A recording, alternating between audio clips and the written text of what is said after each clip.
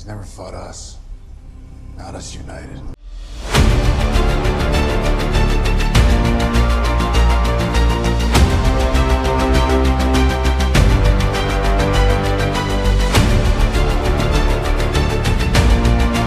Guy. Oh! I can so see that. That's it. Welcome on U2 Capes. I'm Jared, and I'm here with Joseph Santos. What's up, brother? Good morning or good afternoon. Sorry, I'm West Coast. How's everybody doing? I'm doing very well. Today we are we have a bunch of different topics to talk about. First of all, Suicide Squad got delayed until 2024. Oh, they officially said 2024 now. Well, they said it is delayed until end of the year, but there's people saying it's going to be 2024. Well, yeah, might as well. Well, you know what? That says a lot because people actually were not skeptical about this game at all until they said it was a live service game. Yeah. So they have a lot of explaining to do. Because everybody was hyped for this. Everybody wanted this. Nobody was talking. Like Rocksteady, and Rocksteady still does Grand Theft Auto, right? Yeah, I think so. Oh, wait, now it says recording started. Hold on, did they miss all that? No, I think they still did. It says it's been recording for about a minute. Okay. Well, again, everybody was talking up this, and especially because Gotham Knights was such a disappointment. People were really looking forward to seeing another project based in DC Comics that was going to deliver. Mm-hmm. So they were really counting on Suicide Squad Kill the Justice League to fill that void that Gotham Knights now has left. Mm-hmm. That Gotham Knights, I would say, barely filled. You know, I played on the PlayStation Network. You can get the hour-long demo, mm-hmm. or you get the full game, and you get to play it for 1 hour. Yeah, I played it. I didn't finish it. I got to about 58 minutes or 56 mm-hmm. minutes. Yeah. And then I decided no more. Nice. The speed of the game, the overall pace of the game, it was just the Predator missions felt the same. So anyone that's played Arkham Asylum, Arkham City, the entire series, they know what I'm talking about. Where you're waiting in the shadows, trying to sneak up behind these guys. It basically felt the same.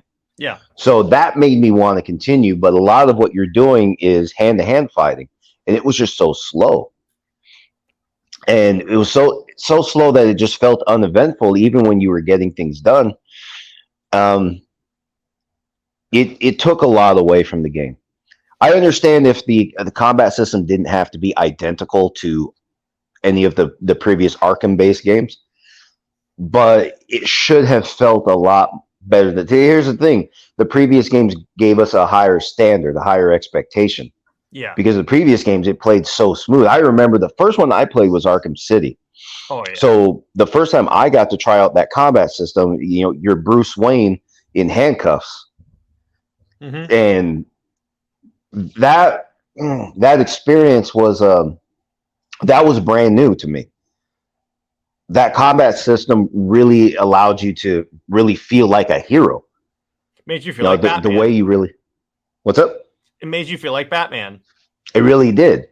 All said and done, like after everything in combination, the entire combat system, the entire game really made you feel like Batman. So it was cool. Yeah, you just felt like a total hard ass with that thing. Mm-hmm. You felt like you could not be beat, and you just wanted it. It really made you want to get into it and play more and more. Yeah, this system in Gotham Knights did not do that. It's very. I agree that the combat is not as free flowing as Arkham was, and ultimately, it's gotten to the point where every Batman game has to have that type of combat system because that's just mm-hmm. what people want. And when you give us a truncated, weak version of it, people are going to be a little upset. You sound a little quiet. My volume isn't great, but my volume isn't. My volume is all the way up. How's that? Is that a little better? No. Okay. It's because I raised the volume on my microphone. How is that? Same. Oh, maybe it is on my end, but it sounds real quiet to me. I'll be really close to the microphone.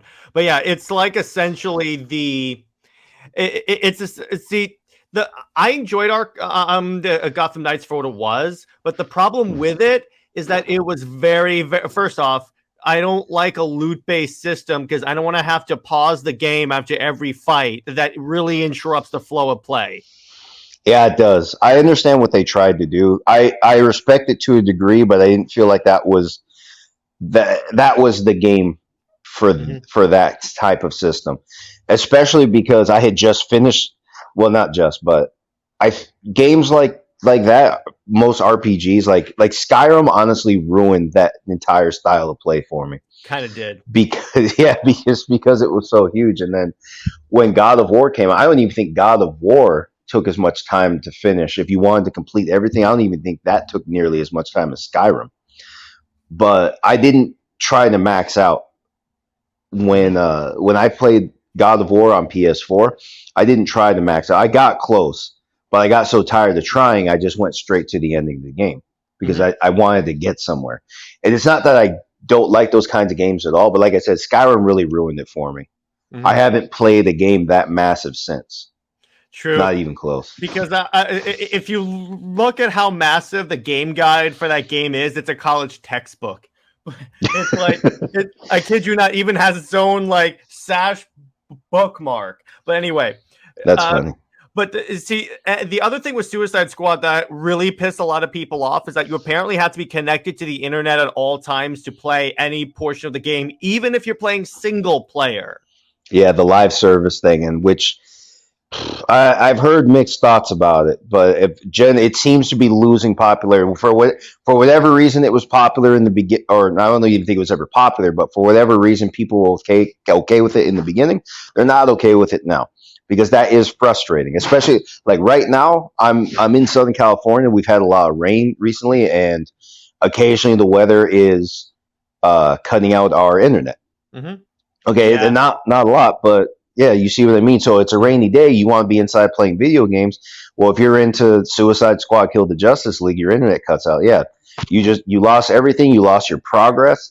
You don't know how often it's saving. We don't know if there's a manual save, so we don't know how often we get to save our progress, just in case the internet cuts out. It's really we don't know a annoying. lot. We really just don't know a lot about the game, other than the fact that we got to hang out online. We all know we want to play it, but yeah, it was points off as soon as they said live service. I think everybody just about unanimously agreed points off. Which is why I think they're using this delay maybe to like change a lot of that stuff, because Let's hope so. If they delayed to 2024, they have the time to do that. Just delay to 2024, make it at least so we can play the single player alone without connecting to the internet. That would be great. I'd like to see it, but is that something they could really do? Because they're talking about all the the loot boxes in-game purchases. Really seems like they wanted us to feel tempted to make in-game purchases along the way. Yeah. It seems like they want to, and that's also another thing. They did say no loot boxes though, so it's not going to have that. Oh, they did say, sorry, but they did say a lot about in-game purchases. Yeah. So to me, that's suspicious. I don't want to say points off yet because since we haven't played it, so we don't know. We don't know if our success really relies on in-game purchases. I would hope not, because I know when at least for apps, for games like Candy Crush, by example, where games like that where you shouldn't have to rely on in-game purchases to progress. Yeah, you should. But a lot of people do it. A lot of people do give in and they buy whatever helpful items they can get. So in doing that, as far as I know, that can be a little around 20% of the revenue that goes into the game. So they're going to do it if they feel like people are going to buy. So I think, given the feedback that this game is getting, and it's not very good, just from that alone, I would hope they would just rethink the entire project at this point. If they really are going to delay to 2024 at least, because last I heard they were going to delay to July. Then Then I heard, yeah, and so today you said end of the year, effectively I'm 2024. pretty sure it said near the end of the year. It said later on in the year. That's all Hmm. the information that was given. Okay, well, well, either way, the delay says a lot. At least it says they're listening to us, right? But Yeah. you Suppose. know that's hard though. When what was it? The PlayStation State of Play. Yeah. The strongest reactions people had were to this game, and it was disapproval. And Sony's got a rocky history with customer satisfaction as is. Hmm. So Yeah. yeah, it's in their interest to give in, listen to people who say this isn't really the kind of game we want to play. Hopefully it's something they can minimize, if not just abolish. But I mean, when I'm talking about the in-game purchases, I hope that's really not what they're trying to do, trying to sell us something that is reliant on that. We'll see. We'll see. But really, I think there's no reason for it at all in the game besides like them trying to get to bilk us for even more of our money, even though we purchased a $60 to $70 game. Yeah. Remember the days when we could when we bought a video game, we got the entire damn video game, Yes. and it worked. Yeah. It worked. It didn't have glitches or anything like that. It actually worked. Right.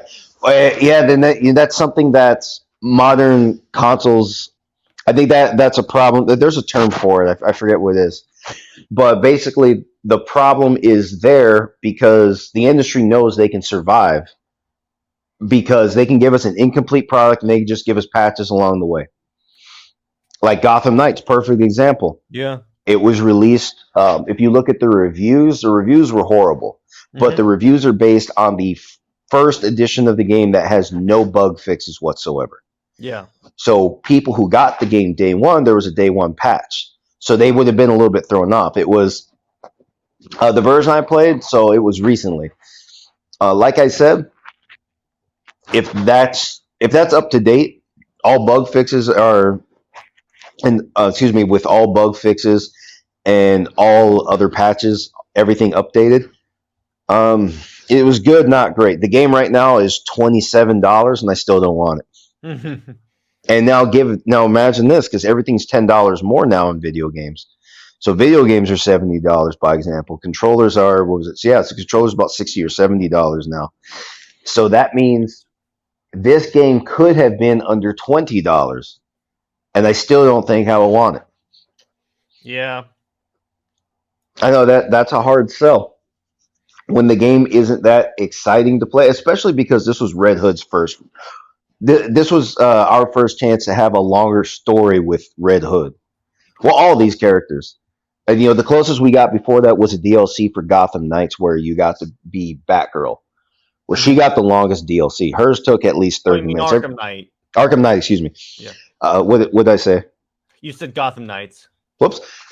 Yeah, in Arkham Knight, yeah, we did get a DLC. It took at least 30 minutes to play. Everybody else had a DLC. It took about 10 minutes. And so that was the closest we got. But this is the first time we get an extensive, full-price game where you get to be all these characters. Like I said, big missed opportunity. The problem with it, though, from a story perspective, is that they kill off Batman. And here's the thing: Batman is DC's like cash cow. And when you take that out, what you end up doing is you take away the big draw from the game because the general audience that they're marketing to doesn't know who the hell the Gotham Knights are, but they know who Batman is. Right. Well, I understand what you mean. You're right. But they would want these characters to be able to survive on their own anyway. So this was a good stress test. So I don't think killing Batman was the wrong thing to do. It's just that this game was not the right thing to do. That's the real problem because you could like me, for example. Okay, I explained before, comic books were never my thing, but video games were. So I've liked Batman, but I honestly didn't really learn to appreciate the lore in depth. Even though I've always had friends that like comics, I always listen to what they have to say about it. But like I said, since video games are my thing, I let them buy comics. I let them give me a rundown about what they read, and I kept playing video games. So I didn't really get an in-depth look at this lore until Arkham City. So Mhm. you see things like all the character profiles, the audio profiles, and that made me look online for other, general descriptions of these characters. Then I hit up my friends some more, ask them more about these stories. Then I go look for other stories. Like then I read Killing Joke, Yeah. Outlaws. I read Long Halloween, No Man's Land, There Year you go. One, all this good stuff. And see, so that kind of stuff sells these characters long term if it's done right. And Arkham City was done right. This game was not done right. This game could have been just like that. It could have been a project that really sells the characters, not just the game, but the characters.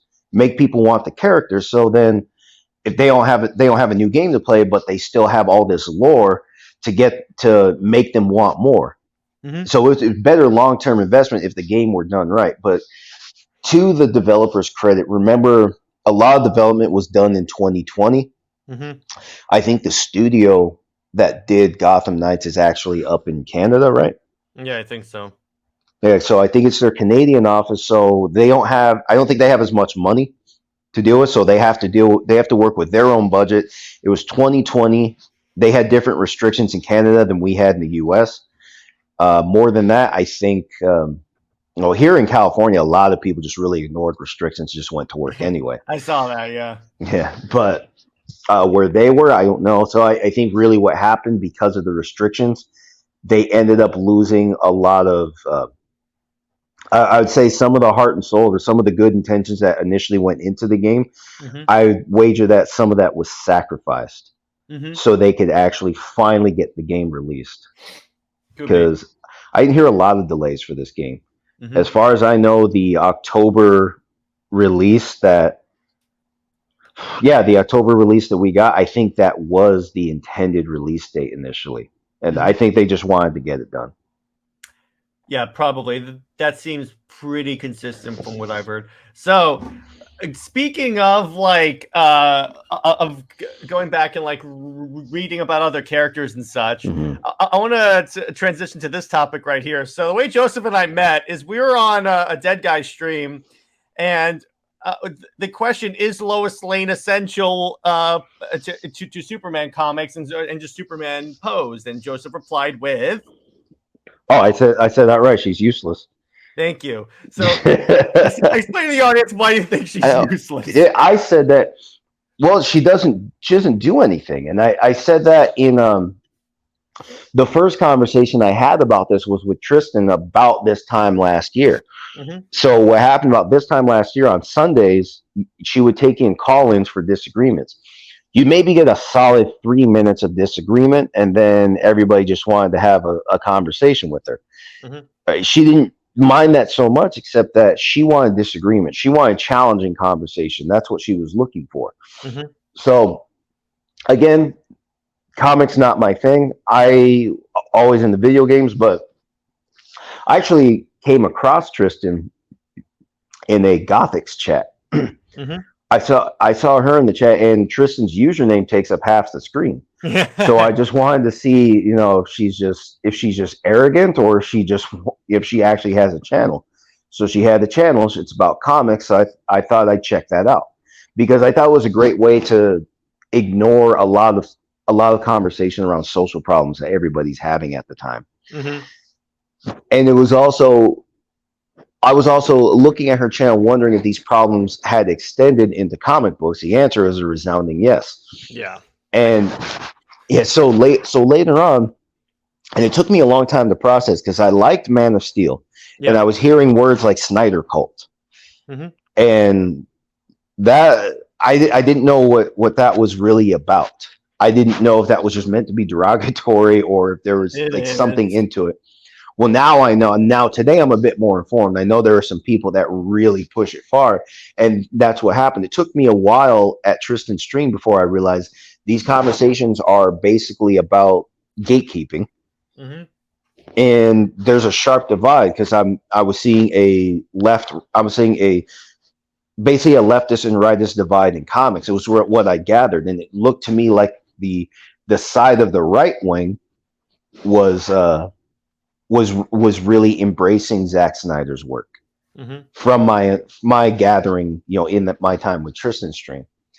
So it seemed like anyone with a clear leftist bias had a strong distaste for it. So I thought maybe that's what's really going on. It's not that Zack Snyder did anything wrong. It's just that these people, maybe these people just think they have to be on their side on everything on it, because that's really what a lot of these conversations are about. Everything's about sides. It's not even so much about if you have a side, it's not even so much about being right. You just don't want the other guy to be right. It's like sometimes people just say the opposite of the other guy just to keep them from having any kind of credibility at all. Yeah. So that's what I sensed was really going on, that there was a sharp divide. It came down to whose side you were really on. Yeah. So that's when I started saying things in Tristan's stream like Superman is a punk. But here's the thing, I actually mean that to a degree. Because I understand the metaphor of Superman. You have the power to do the right thing. I understand that. But the metaphor is limited because he always has the power to do the right thing. So he doesn't struggle. I don't think of him as a good hero. I think of him as a good aspiration. I don't think of him as a good hero because he doesn't struggle. Take, for example, a character like Spider-Man. Yeah, and he's the bully. Well, athletically, he's the bully because he's a superhero. But at the same time, he goes after guys with guns. Yeah. Gunshots work on Spider-Man. Yeah. Exactly. So not much of a bully there, but by and large, for the most part, he was not the bully. Once he started facing people like Green Goblin, facing people or even all the way up to Venom. For the most part, Spider-Man was not the bully. He was by and large the same athlete in different scenarios. He was the little guy that had to find a way to win. That's why I like Spider-Man the most. Superman was always the bully. To me, that's not much of a hero. Here's what I said. If he did not have that power, he would not know how to think like a hero. He has the power to do what he knows is right, and you'll credit where it's due, but he does not have the mental drive to do the right thing without the power. The only way you're going to know is if you take that power away. That's why I said the only time Lois Lane was actually any good is when Superman wanted to be human. That's like the one time I can think of where she was actually essential to a story. By and large, useless. And I wanted to bring all this up with Tristan when we had our first conversation. Now, here's the thing. I thought it was going to be a 30-minute conversation. Yeah. She turned it into 2 hours because she wanted to put me on check. she wanted to check me for the whole internet to see. I didn't even know that. She hit me up on like Monday or Tuesday. She said, how's Thursday? We'll do morning brew style. I didn't know she meant a 2-hour conversation with me solely. I didn't even think I could keep it going for 2 hours. Yeah. I didn't know enough. All I really said is that I liked Man of Steel and why. The Snyder cult thing, again, I didn't really fully understand, but I wasn't into the gatekeeping at all. Yeah. At all. So that's how the Thunderdome series started. With that conversation, and that's when I got to say things like, well, why I think Superman is a punk, and also why I think Lois Lane is useless. Now, Tristan commented on Lois Lane in the story of Man of Steel. And that's also where I first got to say officially, yeah, Lois Lane is historically just a useless character. She's not really there. She's not there for anything yet, really, except the damsel in distress. But then at the same time, Superman's got tons of those everywhere. Exactly. That's the thing.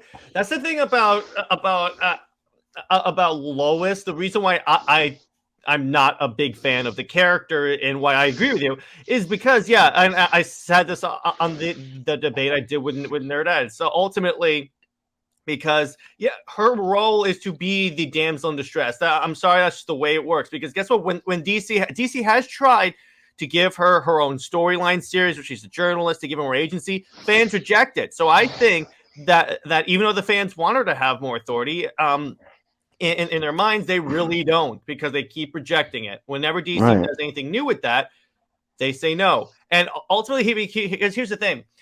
Ultimately, Superman, when you think about it, the interesting thing about Superman is that he's the refutation of the saying absolute power corrupts absolutely. that's part of why Superman is in my mind a good character, because the fact that he has the power, in all likelihood, he should be a dictator, but he's not. Mm-hmm. I don't know about that. Here's the thing. And this was one of the things I did bring up with Tristan, because he has near absolute power.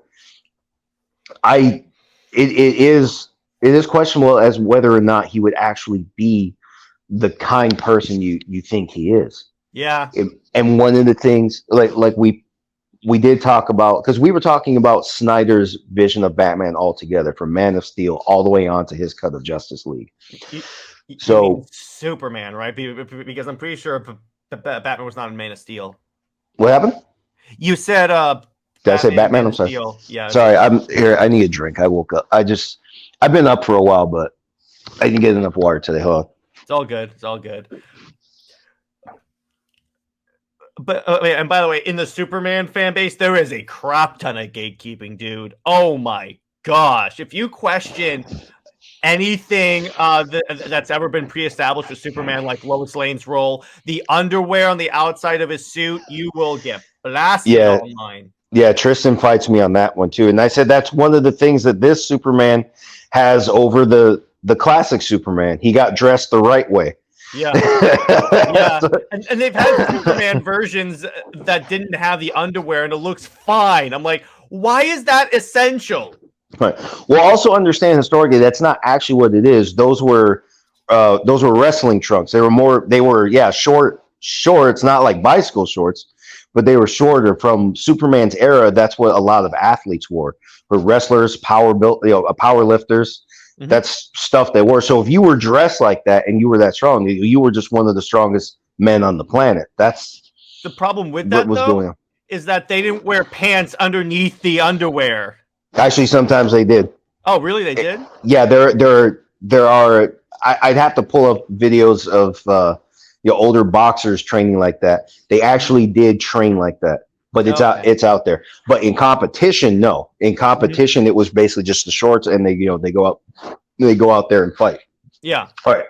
But as far as the gatekeeping you're talking about, yeah. Yes, it's very pronounced though. It was something that's so bad. That's also what I think drives these people to believe that Man of Steel didn't feature a Superman that saves people or is hopeful. Right. All that stuff makes zero sense to me, because first off, the movie opens with him saving people. Yeah. And I fought Tristan on that. And there was like a brief pause and said, "Oh yeah, that." I don't think she wanted to give him credit. I don't think she wanted to admit that he saved anybody at all. And now, as far as hopeful Superman, because she's talking about the overall tone of the movie. Well, that's how you make people hopeful. First, they are hopeless. Then in comes, all right, so in this case, you have 3 aliens that can ruin the whole planet by themselves. Yeah. Then the world is hopeless. American fighter jets aren't doing anything. Right? And then in comes one guy to take on all 3. That's the hope. This one guy, he did beat all 3 bad guys. Yeah. But they were also upset. And see, here's also another thing. This is also why I said the metaphor of Superman is limited, and I don't even think it's a very good one. They said Superman should have just forced them all to fight, let's say over the ocean or in space somewhere, which isn't. First off, well, no, I mean they're talking about like which Superman movie was it where something came out of his chest and he just forced them over somewhere else? I don't know. It sounds like it would be in the Reeves movies. I'm not exactly. It is in the Reeves movies, but it sounds like Superman 4, because that movie had a lot of weird stuff like that. Okay, see, they wanted that, and then see that's where I was fighting people on this, because they define Superman by the power to do the right thing, not the will to do the right thing. Yeah. You don't know anything about his will if he doesn't struggle. So that's why I said the metaphor of Superman is limited. And that's why I also said Superman isn't a good hero. Like, he's a good metaphor of what a hero wants to be, but he's not a good example of a hero. He's not an example of somebody that put in the work to become something better. Yeah. Like Batman. Okay, Batman basically was that. He was supposed to be somebody that put in the effort to transcend normal human limits. That explains his athletic and mental differences. And then the technological differences, that's something else. And now I know Spider-Man is not that. He just one day the power to be better was forced on him. And but Spider-Man's a different thing because unlike Batman, he didn't know what he was doing. He only had with him, he just had his basic sense of right and wrong. And one day he found out, yeah, he can be the guy to make the world better. He didn't know what the hell he was doing, but he knew he had to do it. So he had to figure it out as he went. Everything with him was trial and error. And he was just balls to the wall the whole time. That's why I like Spider-Man the best. But as far as Superman, again, he does not struggle. He's a good metaphor. He's not a good hero. Good heroes put in the work. Real heroes put in work. That's not Superman. And that's why I love the SnyderVerse specifically because, again, and I said this again on the debate yesterday. I said, okay, so the thing about Snyder when he approached these characters is he made these god characters human by making them go through human struggles. Superman had to put in the work to get to that point where he was that hopeful character, because this is my problem. You don't automatically start off like that in today's world. This was Superman in today's post 9/11 world. Right. Yeah, they did a lot. They really did a lot to mature the character without making him. It wasn't a character simply for adults. Because I feel like Man of Steel, especially, it was presented in a way it got a PG-13 rating because of the intensity of the violence that is there. But for the most part, it's not bloody. Okay, there's some very vulgar displays of power in there, but it's not very bloody. So it's still something I would say is good for general audiences. Yeah. So I think Zach did a good job of making something that is good for general audiences like Superman was meant to be. But he matured the character in a way that would not have been possible legally, because what people don't understand today, the First Amendment issues that, the First Amendment is applied today in a way that was not applied historically. A lot of legal history I won't delve into here, just so it doesn't bore your audience. But basically, a constitutional amendment does not apply to the states until the Supreme Court says so. Again, it's a lot of history. Contrary to what people believe, it doesn't go. The U.S. Constitution doesn't go, straight to the states. There are complications along the way. So that's why there was so much censorship along the way. So someone like Superman was written at a time where basically all you could do are tell these really bland good versus evil stories where good always wins. In modern storytelling, that's too simple. Like life has taught us that the good guy, the difference between the good guy and the bad guy seems to be a simple disagreement over right and wrong. As far as we know, two very good people could become the bad guy to each other because of a disagreement over right and wrong. Yep. So it's more complicated than that.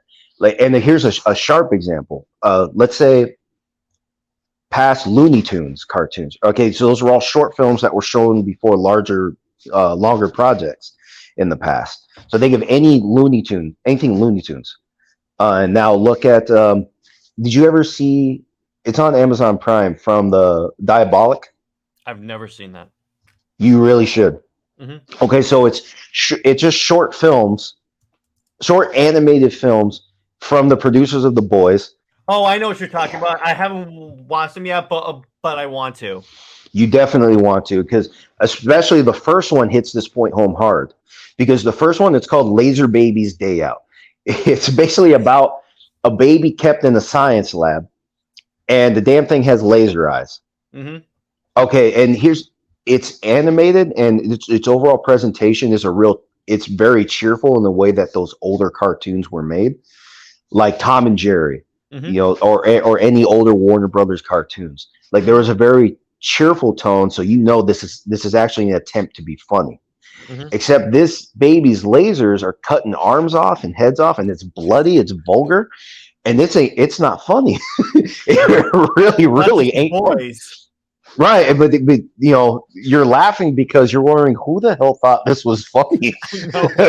But yeah, it's just all these, and again, just really graphic animations and just a lot of pain in the faces of these people that are getting cut in half or and sliced down, and that's a good example of what I'm talking about because back then, if you let's say it was like Roadrunner cartoons, Roadrunner Coyote or any Warner Brothers cartoon where people were fighting with dynamite. Dynamite goes off in your face, you just get a burned look on your face, your hair blows up. Or just hit the shower or just shake your head and shrug it off. Obviously, that's not the truth. Yeah. But you couldn't do that. You couldn't do that back then because censorship issues. And that's what I was getting at when comparing Superman Classic with modern Superman. Everything is seen today with a more critical eye. The artist is allowed to say things without punishment from the government that they were not allowed to say in the past. Mm-hmm. So someone like Superman, and even look as late as the 80s, a Star Wars, Star Wars, like the entire Star Wars saga is just another simple good versus evil story. Yeah. Where, ultimately good wins. It just had a hell of a twist, in episode 5. The bad guy is the good guy's father, So then now you wonder what to do.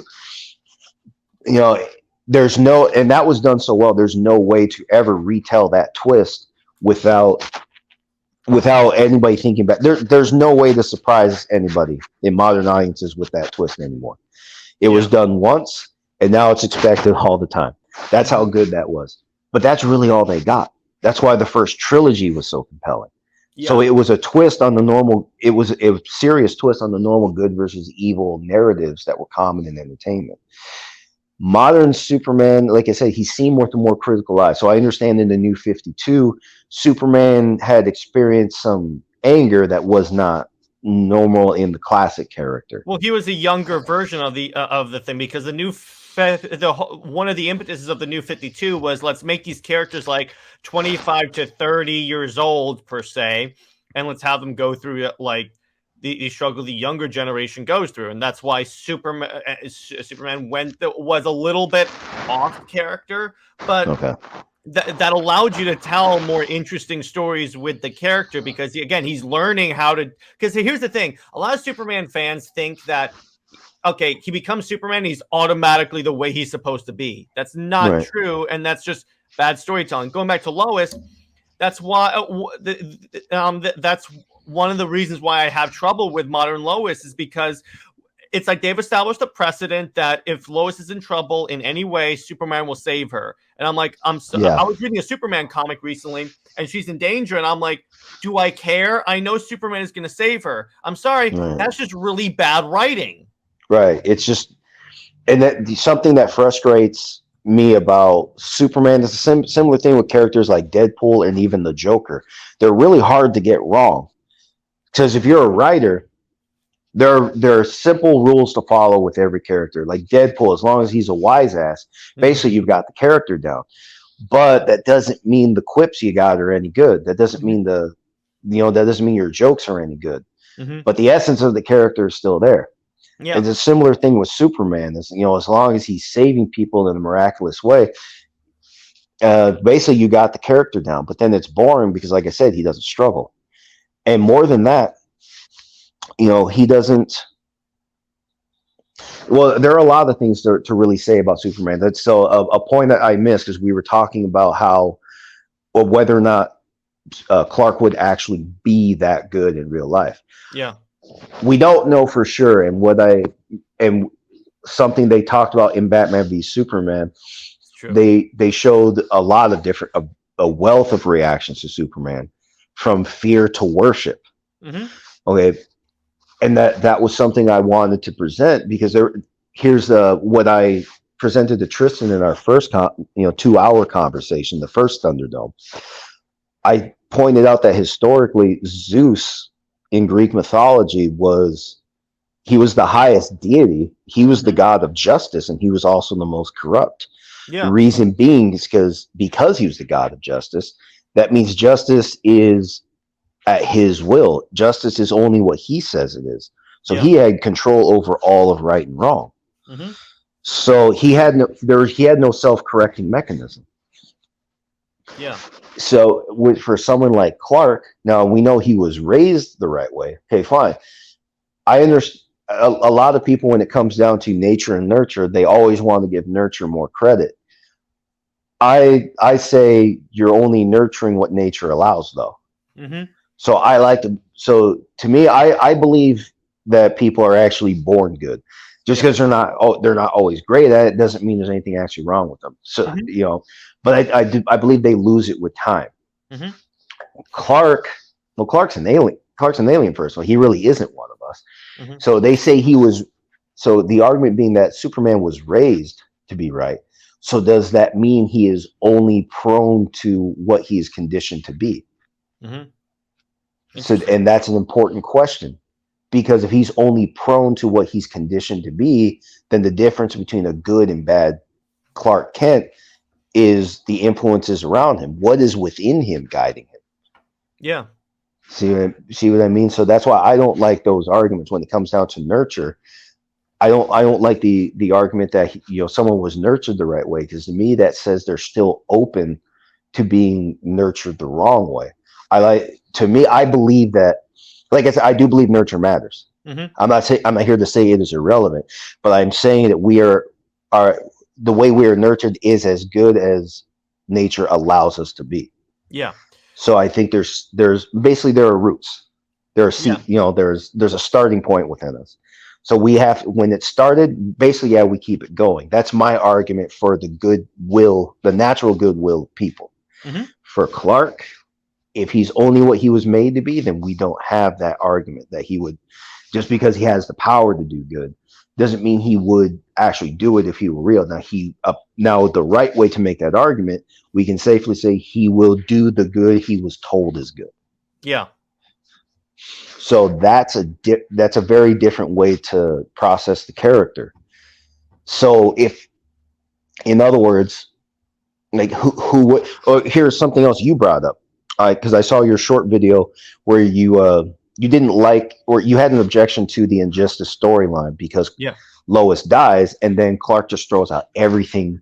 Just that automatically right. Because it's the argument with the people that say Lois Lane is essential, that basically if we didn't have Lois, Lois humanizes him, and Lois is the reason why he has a connection to humanity and stuff, and without her he goes full dictator. And I'm like, no. Right.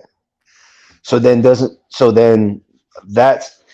that's a good then maybe the injustice story actually has more of a canonical basis than we think. Because if Clark is only what he is conditioned to be, so if the world around him is coming apart, will he adapt to the world around him? Will he become something else based on the world around him? Mm-hmm. That's true, though. But as far as, like I said, whether or not he would be that good person, I guess I presented that fact that Zeus, being the god of justice, was in control of right and wrong. So it's what he says it is. Mm-hmm. So because it's what he says it is, if Superman is real, we don't know what kind of self-correcting mechanisms that he has. We don't really know how he processes good and wrong. We don't know how he processes right and wrong at all. Exactly. We know who he's willing to fight. And now a lot of people want to believe that because he is saving the earth, he cares about all people. I think that's a fair start. But why is he? But still, for us down here, ultimately, we still don't know what kind of self-correcting mechanism he has. We don't actually know what drives him from the inside. Mm-hmm. So for us to have the kind of fear like what we saw in Batman v Superman makes perfect sense. Where you have Congress considering military action against this man, except they're under the impression nuclear weapons may not work, and it's not even a smart thing to try. Because he lives somewhere in the U.S., you don't want to bomb citizens.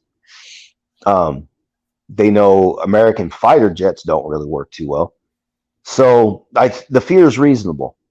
Plus the fact you have the media stoking that fear, saying, is this guy good? Is this guy bad? He could turn bad. Mm-hmm. What do we know about this person that has the powers of a god? Right. And also, I argued in our first conversation, it's better that we don't have somebody like Superman in the world, because it is true that people will look to him to solve their problems. I lean on a story, a guy I knew. He was a good guy, but he was a lifelong Catholic, Mm-hmm. and he got to the point where he thought he was going to lose his house, and he has a large family. But instead of working more, he was drinking more, and he just kept praying, thinking that prayer was going to solve his problems. He never got the house back. Mm-hmm. And stuff like that is what I'm leaning on. That's exactly what I mean to say. If people think they have something outside of themselves, and if they think that is the way to solve their problems, then that is what they will use.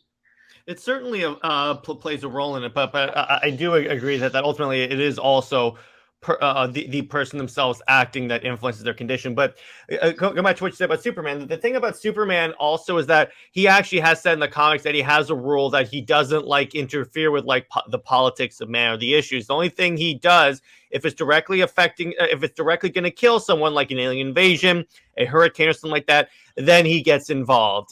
In other words, he's not going to like go to the Middle East and stop the war.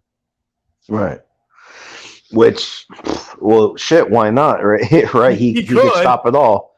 Yeah, he could stop it all, but he doesn't. Or something that I started. I was on a Pro Teacher's Noob. Mm-hmm. I was with Robbie. There's episode 151 where he read All Star Superman. Yeah. Which was recommended to me after my first conversation with Tristan, mm-hmm. because everybody thought I just didn't get Superman. I mean, I said like over and over, I get the metaphor. The metaphor has limits, and where there are limits to Superman, that is where the bulk of my conclusions come from. Mm-hmm. So that's why I said there's a difference between Superman the metaphor and Superman applied, Superman in real life, and I do think they would be two very different people. Mm-hmm. But so I also have criticism of him for that reason. One of the things that shows him doing in All-Star Superman is he's creating small artificial suns. Yeah. But he won't give them to man because he doesn't think they're ready yet. Mm-hmm. And I'm thinking we have hospitals in Venezuela that are losing power all the time and people die in the emergency room. When this guy could just be handing out artificial suns. Yeah. You could be power. Generate power. There you go. Yeah, and hell, at least you could stamp out dictators, right? Mm-hmm. At least you don't have to kill. Obviously, you don't kill, right? So take him to a deserted island. Tell him you stay here till you be good now. Okay, take him to a world tribunal or something like that if that's going to do anything. All kinds of stuff. But that specifically, that didn't make sense to me, even to the metaphor of Superman, because he's supposed to be someone that assumes the best in everybody, mm-hmm. and he aims to preserve it. So you don't trust them to have artificial suns? You know, China's been working on those for years. Mm-hmm. You could just tell them, look, I figured it out. Okay, tell them how to do it safe. They obviously want to, and it's for that reason. They want to generate solar energy in a convenient, safe way around the clock. That's why they make artificial suns. So he could be doing that, and he could be saving hospitals in Venezuela and all kinds of other poor territories that need it. But he's not doing it. I presented that, Rob didn't want to let me win that one. But yeah. but it's the truth though. If he believes in the good of man, then why will he not give them something that important they clearly need? That's true. There is a little bit of a logical inconsistency with that because, exactly. If he trusts mankind, why doesn't he give them all these things that he knows could help them? Right. So, overall, the story though of All Star Superman, it was a good look at the metaphor of Superman. It is, yeah. And in fact, here's what where John Kent failed his son. Because I didn't read it. I just listened to Tristan talk about it. You. Good for you, dude. Oh my! I didn't read it either, but what I heard was it was horrible. And I heard it was garbage, and that speaks to something. So that's one of those comics that's divisive, especially because of a bisexual Superman. That's really the core of the divide. That's really the start and end of it. So people say making him bisexual is going to ruin the character. It's going to hurt sales. You're not going to have this character very long. Okay, then the character makes it to issue 18 before the series is canceled. All right, then Tristan. So Tristan's argument is the sexual orientation of the character has nothing to do with it. It always comes down to the story told, right? And then her argument there is the Tim Drake series that was canceled at issue 17. Yeah. And yet Tim Drake is a known and established character. Yeah. All right, and she said the series just sucked. And look, it got canceled at 17. So now you have arguments for both. Now here's also something else to think about. So DC especially is known for, in comparison to Marvel, is known for putting more detail into individual characters. Marvel would just throw a bunch of stuff together, then you'll get X-Men, by example. Like if you saw the X-Men series, well, still you've read the comics, you already understand.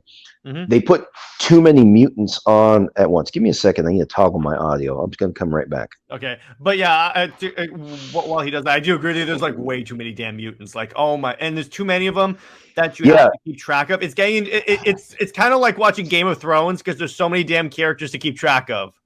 Yeah, and that's the problem because you only end up liking so many. Yeah. So you only want to see so many of them do work. I don't care about Cyclops. Oh, well, he can shoot shit out of his eyes. Shoot it up his ass. I don't care. Everyone wants to see Wolverine. The women want to see Jean. It's and Cyclops just felt like the most useless mutant when you really think about it. He's kind of gotten a bad rap.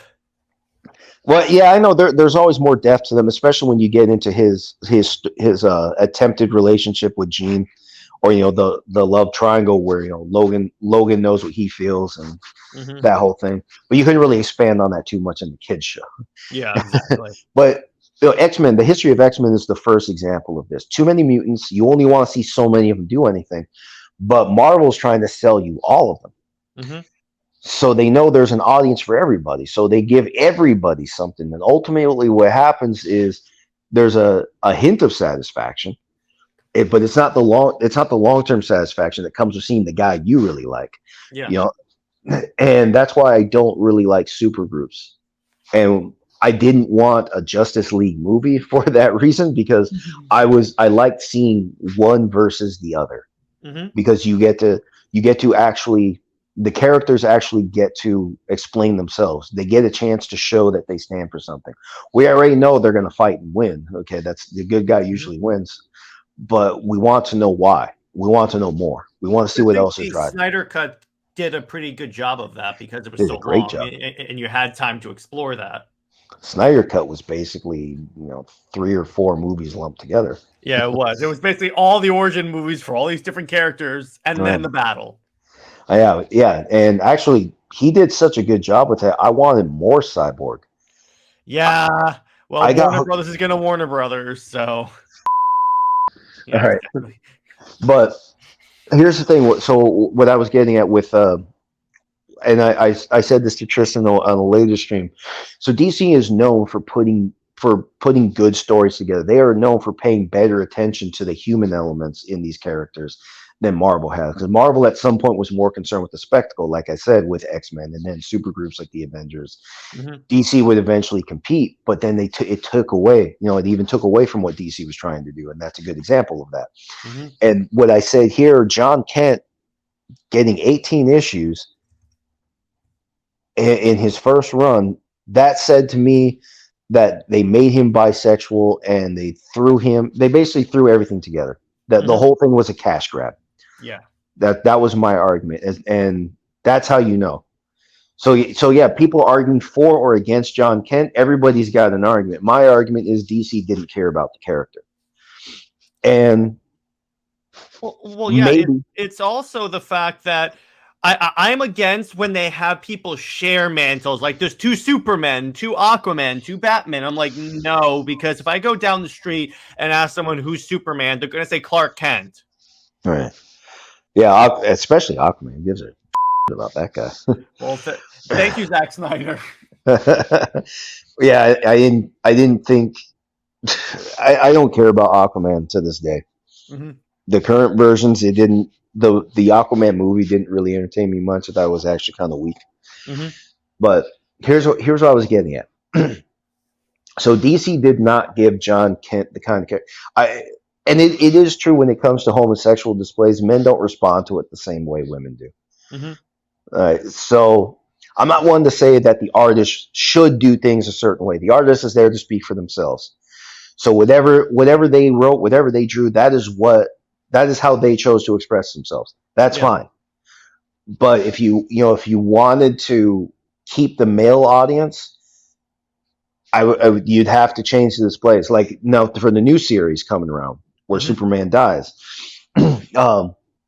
it does show John and Jay holding hands for a minute. Okay, that's a different display from an up close intimate kiss. Hmm. So I mean that's easier for a lot of males to digest. Yeah. All right, but here's what I'm really getting at. And I bet you somebody heard me because I said this last year on Tristan's stream.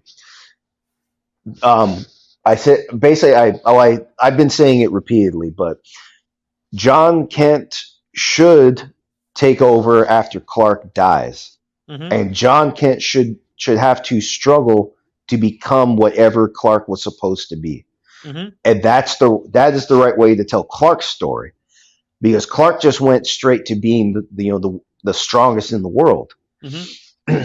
That's nothing. That you can't tell the story about a hero like that. You Hmm. don't like you don't know what really makes Superman a hero. Except he was told what right and wrong is, and now he has the power to fight. That's really all you got. Hmm. He doesn't. You don't have that many inspiring quotes from Superman. Like if I said something like, "To hell with the circumstances, I create opportunities." I couldn't tell you. Superman is not the self-respecting man that where that quote comes from. Hmm. You see what I mean? We don't know how this good guy thinks. Hmm. You understand that? So Yeah. his death, his death in this series, because you remember this was supposed to be. Were you a Dragon Ball fan at all? No. Okay, it is a lot to I saw the process. movie. No, don't no. Train wrecks are funny. That was tragic. All I right, saw look. that and I saw the Avatar movie. Oh, okay. Well, it is one of those things where, as you might expect, the comic was better delivered. It was more Of straight to the course. point. The animated series was really dragged on. The studio wanted to milk that for everything they could. Hmm. So it actually got very hard to process. The comics are a lot easier to process. Yeah. Okay. But originally, Goku was supposed to die. His son was supposed to take over. But his son was not the fighter that Goku is. Goku will fight for sport. And Gohan, he's half human. He has human fear to deal with. So he's fundamentally he's just a different person. But Goku was supposed to die, and Gohan was supposed to take over and try to be the man that his father was, and he is off to a bad start. And it was supposed to be a completely different story. It was supposed to be, yeah, like a coming of age story, and it was supposed to be a story about the way the hero thinks, not just the Hmm. power to do the right thing. Hmm. And I've been saying this on Tristan's stream since last year. John Kent has the potential to be that guy. It's a question of whether or not somebody wants to write that story. So based on what she showed us previously when she announced when the new series was announced for Yeah. John Kent's new, yeah, I don't know what it's called, but anyway, John. So in that one so far, somebody kills Superman, and now it's just John. So now John has to be the guy his father was. Wait, Superman dies? That's what it was showing. Maybe I got it wrong. That's what it said. Somebody named Ultraman comes along, kills Clark, and John is left. Well, that's interesting. I didn't know that. Maybe I got that wrong. That's what I thought I read. Let me give that some time. Let me get this. Let you research that. Let me make sure I got that right because I always bounce in and out of stream because I have other things to do. But basically, if that's the story being told, this is a great time to tell that story.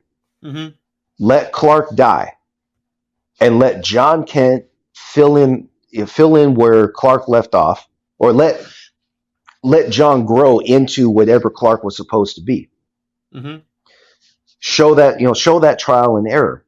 Especially don't just give him the power to do the right Oh, I know what thing. you're talking about. So what's happening in that series is that someone's going throughout the multiverse and killing supermen from different worlds. That's what that is. Right. Right. They're never And going to kill the main Superman. It's like even when they did a storyline recently called Death of the Justice League, they announced immediately they're going to come back, and everyone was like, big surprise. Really? right. The Justice League? So you kill the Justice League and they're coming back? Really? I could not have seen that coming. So in John Kent's new story, Clark at least is not dead yet. Yeah, they could do that. But that's what I'm saying. That's the right way to tell that story. Because if anybody really understands Superman, so look at all the fights that are going on throughout the internet over the essence of Superman. Mhm. If the essence of Superman is real, then you can retell the story. And John Kent's the only character you could use to do that. Because if Clark is dead, John has to take after his father, and basically Clark has to live again through John. So can John do that? The problem with that is that John Kent, because he was in a crappy series, he has a lot of character damage, and the question is it enough character damage that they could go through with that? Because I don't think DC is ballsy enough to kill Clark Kent, because that's like because of the two, when you think of Superman, you think of Clark Kent, so that's essentially like killing the Superman idea as well. Well, you're right. Here's the thing: they're always going to go where the money is. Yeah. So one of the reasons Superman was losing popularity, is because Superman Classic was kind of boring. Like I said, you and I agree. And Batman became the dominant hero at least in America, because they felt like he was something real. They felt like his drive. They felt like he came from a real place. Yeah. So the plausibility of Batman made him more relatable. Superman didn't have a lot of relatability. So for a while, Batman, at least in America, was the dominant hero. Yeah. And I felt like Zack's version of Superman, addressed a lot of that. The SnyderVerse Superman and the new 52 Superman are what got me in, because what people don't realize is that when you have these more modern takes on these characters, it provides and I said this on the debate as well, it provides a gateway, so then you do go back and read all those storylines because you have this new idea of Superman, and then you can apply it to like All-Star, because that's what I did. I read New 52 and watched Man of Steel, and then I went and read the classic storylines from classic Superman, and I was like, okay, I get a little more now. Right. Yeah. And well, like I said, storytelling has just changed so much that Superman Classic I don't think he would have survived. The usual good versus evil stories, they live today because of the past generations. They're still alive mostly. Like Star Wars, they're still alive mostly. Superman, again, they're still alive mostly. As times change, John Kent can take over, but it's going to be a steady generational thing. Now, if they keep throwing in all these intimate kisses and every chance they get, I don't think so, because the series is comic book. They will, because the writer wants to do that, because apparently they think that having a bisexual character means they're making out every 30 seconds when they're trying to they're trying to turn our superhero comic into a romance comic. That when you think of Superman, you think of Superman ultimately punching bad guys in the face, not him making out with someone automatically. Right. Now, here's the thing: if Jay is effectively Lois, shouldn't he just stay useless? Like, shouldn't he just exactly? That really should at that point. Well, he kind of is in the comic, so there you go. Right. But he's always fulfilling there's always a Lois archetype, the most useless character. but here's what I'm saying though, because as far as I gather, the sexual preferences of the character are not so much the problem, but it does come down to the displays. Yeah. Men read these cheaply. Men don't respond to it the same. So Yeah, if they're trying to make it a love story at the same time, which I know Clark's story, yeah, was basically supposed to be, but it's just not going to be the relatable love story that people think Mhm. that that people want it to be. I know to the writer that's probably a bit painstaking. Um, I don't know what else I don't know what else to tell him, but his sexual preference does not mean he cannot be a good character. Like Mhm. Deadpool's actually into everybody. Yeah. Deadpool, but Deadpool's a likable character, so even for people who would say maybe just outright despise anything that is not you know heterosexuality, they'd still like Deadpool. Mhm. John can't really, if you're just going to lean on his sexual preferences or you're going to make that a heavy emphasis of the storytelling long term, yeah, I think you're going to lose. Mhm. But leave that in there. We know he's bisexual. That's fine. Leave that in there. But now make this man a hero to everybody. Because it looks like you're making him a hero to bisexuals or at least anyone that's not heterosexual. But this is why something I fought with Tristan about.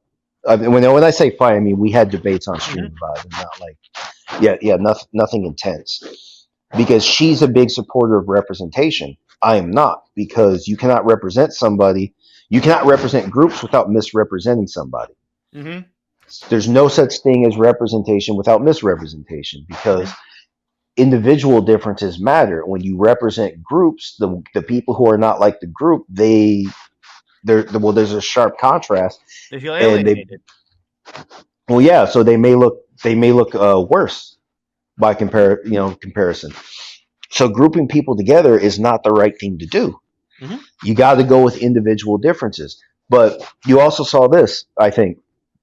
Did you see the recent stream where her and Bianca were talking about what political affiliation different heroes and certain villains would have? I caught a little bit of it.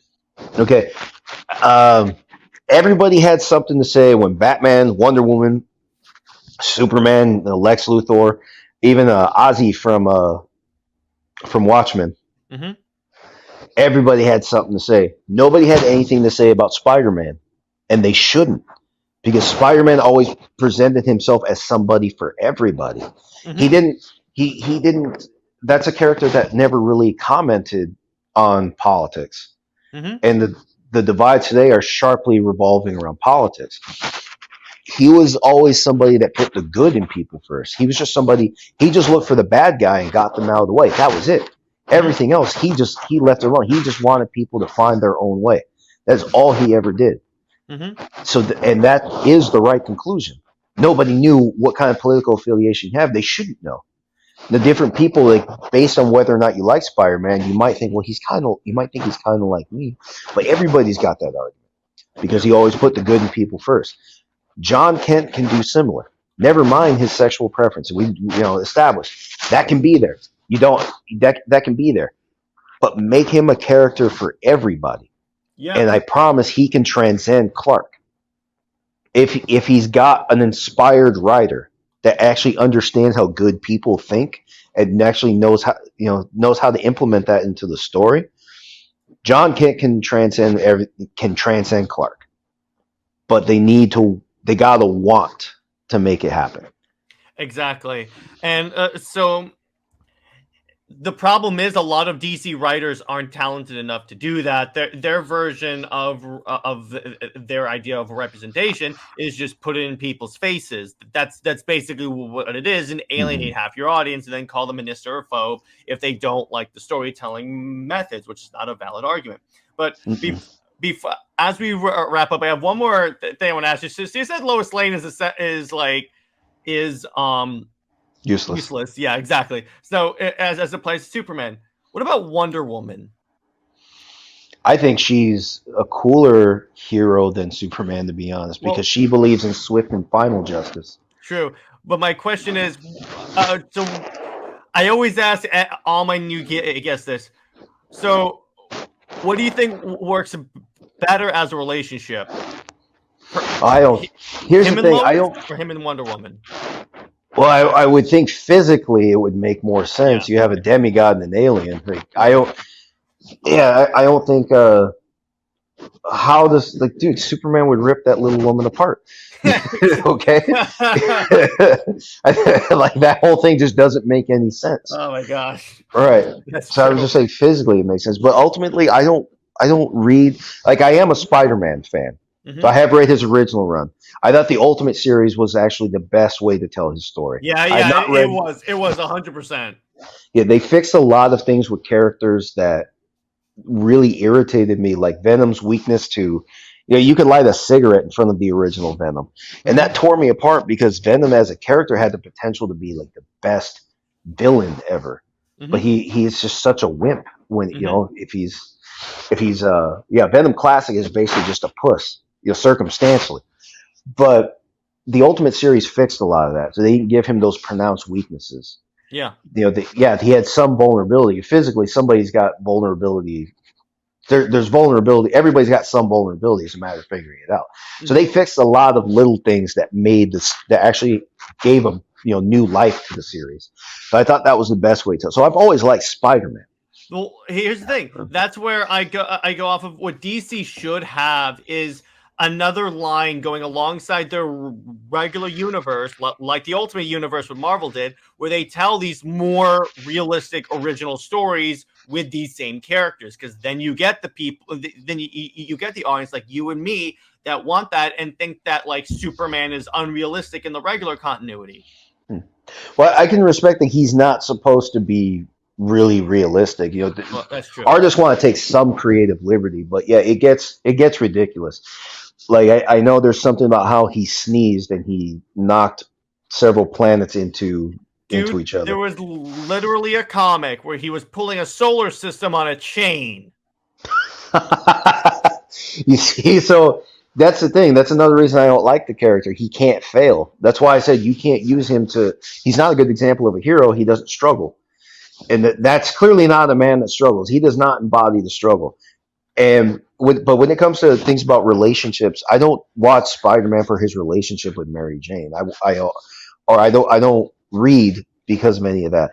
I want to know a story about a hero. Okay, if you're gonna tell a story and you have his love life, if you're gonna tell a story about a hero, you're gonna bring his love life into it. Why are you bringing his love life into it? I feel like Lois was basically just to complete an image of a man at least attempting the nuclear family. Yeah, and by the way, Classically, here's the image, by the way. that's stupid. I know, isn't it dumb? Where's he taking that? I have no idea. And by the way, this is the first panel of a comic, so it's like previously on a storyline we never showed you. Doesn't that create a black hole if you move a whole solar system? Oh, Isn't he just making a bad thing worse? here's the thing. It's also like in Superman 4 when he threw nukes into the sun. Irresponsible. Yeah, I know. It's like I really told you, stupid. he's not a good guy. Don't believe that shit. He's not a good guy. Hmm. Superman. But just touching one more time on the thing about, before you go, Yeah. about relationships. If you're going to include somebody's relationship in the story, make it matter. Yeah, exactly. And I've always felt like Lois Lane was just tacked. She was background. She was meant to complete his image. She doesn't really have one of her own. That's why I said she's useless. And like you said, they tried to give her a solo run, and they didn't know what to do with her. That's why I said put her in the next Mortal Kombat game as a downloadable character. Well, but here's the thing: she has no essence. So you have to give her something. So you can take creative liberties with that. For any writer, for anyone in art of any kind, to have a blank slate and do what they want with it, Hmm. they should, anybody should be able to do something with that. Who cares? Like what? There is no such thing as canonical Lois Lane. Her presence is the value of her existence is determined in relation to Superman. Without him, she has nothing. So she's useless. But as far as relationships in general, like Peter's relationship, because he was always trying to balance the right thing with a personal life, and at some point he has to ask himself if he's can he still be a hero and do the right thing for himself. Hmm. So you're telling me something. You're at least, if the writer is a good teacher, then you're teaching me something at the same time. Hmm. So continue being a good teacher. If you can do that kind of thing, if you can introduce a relationship and be a good teacher, then do that. But for the most part, these things are just it's all optics. Hmm. I don't care. I don't care about whether it's Superman, Wonder Woman, Batman, and Batman and I was gonna say Batman and Tim Drake. Finally, yeah, just do that. I don't care. You'll make some people happy at that point. Or whether it's Wonder Woman and Tim Drake, who cares? I don't. None of that is why I read these stories. Mm-hmm. I want to read because there's a story to be told. Yeah, unfortunately, a lot of writers write it like it's a romance novel at this point, a really shitty romance novel. Yeah, see, that's not what I'm looking for. Mm-hmm. Watchmen was a story. Watchmen had two underlying themes. Basically, one, that morality is relative, and two, that everything in the universe is predetermined. Mm-hmm. So all of our experiences, whether or not we want them, we are going to be forced to deal with them, for better or worse, and we're all just along for the ride. Mm-hmm. And that story was using those two together to tell a story. Mm-hmm. You see what I mean? Those are the kind of stories I like to read. Mm-hmm. As far as just serials and like you said, these basically romance novels drawn out. That's not what I'm looking for. So I don't care who is in bed with who. Mm-hmm. So yeah, I'm not the guy to ask. Yeah, roger that. So on that note, where can everyone find you? Oh, I don't even post video content yet, but typically you'll see me occasionally with Tristan over at Nerdettes News or Nerdettes Newsstand. She does different videos for different channels, depending on the day of the week. Mm-hmm. So yeah, you'll find me over there once in a while. And hopefully here on the regular, you're always welcome. On that note, everyone, like, comment, subscribe, and I will see you in the next one. Stay heroic. Bye-bye.